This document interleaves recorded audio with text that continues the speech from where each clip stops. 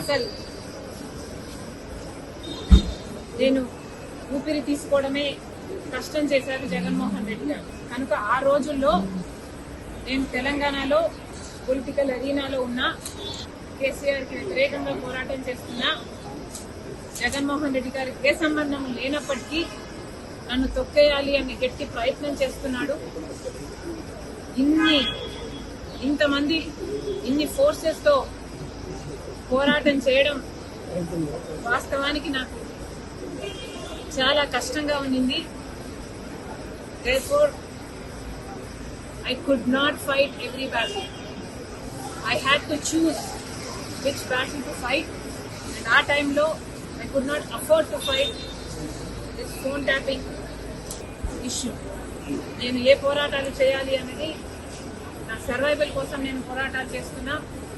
కాబట్టి ఆ పర్టికులర్ టైంలో ఫోన్ ట్యాపింగ్ ఇష్యూ మీద నేను పోరాటం చేయలేకపోయినా, in spite of knowing that it's illegal, unethical and against my constitutional rights.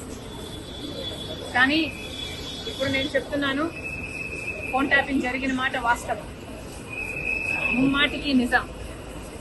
ఈ కాన్వర్సేషన్ సుబ్బారెడ్డి గారు వైసీపీ నాకు సొంతంగా వినిపించింది. ఇది నిజం. కాబట్టి ఇప్పటికైనా నేను అప్పుడు చేయలేని పోరాటం ఇప్పుడు ప్రభుత్వాలు మారాయి.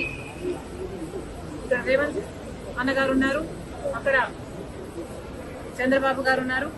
కనీసం ఇప్పుడైనా ఈ ఇష్యూని చాలా సీరియస్ గా తీసుకోవాలి.